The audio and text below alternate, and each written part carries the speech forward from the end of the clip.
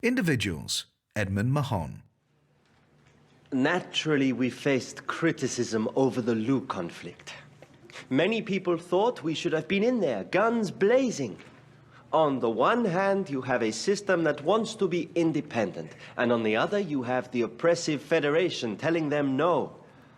The authorities in Lu put out a call for aid, and what did the Alliance do? We turned them down. That would never have happened on the Holos, would it? I would have been at the head of the Alliance fleet, taking down the Fed-Cap ship with a well-aimed torpedo up the tailpipe. But life isn't like the Holos. You need political and legal clarity. When Lu asked for our help, who exactly was doing the asking? The people? All right then, which people? Who counted their votes, and how was the process monitored? Was their decision an informed one, or were they bombarded with propaganda? The Alliance is rigorous, you see. You can't join a voluntary association of free systems unless you can offer demonstrable proof of your freedom to choose, just as you can't enter into a contract without being of sound mind, acting without coercion. Edmund Mahon, responding to a question from Jessica Braganza, one of a party of schoolchildren visiting the Prime Minister's residence. Edmund Mahon is the current Prime Minister of the Alliance. The product of a corn-farming family based on Birmingham in the DSO system, Mahon was hard-working and shrewd from an early age, with a particular talent for negotiation. Nobody seemed able to beat his crop prices down, and he always managed to shave something off the asking price of any tools or machinery the family needed.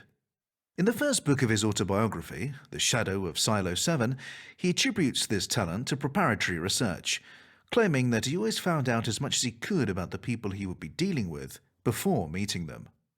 At 18, Mahon won a federal scholarship to study law. Frustrated with what he saw as the imbalance of power between corporations and their employees, Mahon intended to specialize in cases of corporate exploitation. He quickly found, however, that the legal profession was not to his liking.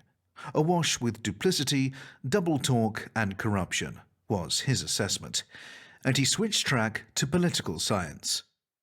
2 years into his course, and following an increasingly vocal series of broadcasts on a personal video channel in which he argued in favor of the newly formed alliance, Mahon's scholarship funds were abruptly cut off.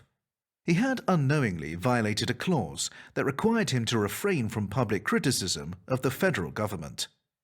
Unwilling to return to his family without having made something of himself, Mahon had no choice but to look for work while continuing to study. The bar in which he had spent so many hours as a student was happy to take him on as a bartender, and he proved so competent that after his graduation he took on the role of manager. Mahon claims it was this experience, rather than any innate idealism, that set him on the path to becoming a career politician. As he puts it, a good bartender has to be able to listen and to give equal respect to everyone while demanding that others do the same. He has to be able to distinguish what is meant from what is said, encourage free exchange of views while tactfully enforcing the rules, and, when necessary, break up fights. Mahon's break into politics came when his friends encouraged him to run for city office against the favoured corporate candidate, Jensen Crane. The Mahon campaign began as a token protest, since Crane was expected to win by a comfortable majority.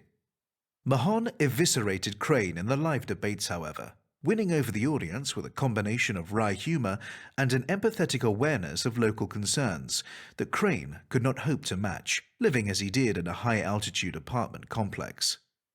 Crane was elected by a narrow margin, but Mahon's supporters begged him to continue in politics. So it was that, at the age of just 27, Mahon found himself working alongside elder statesperson Irene Mendel, helping with a campaign to break the DSO system away from the Federation and make it a part of the Alliance. By the time DSO joined the Alliance in 3286, Mahon was a seasoned parliamentarian.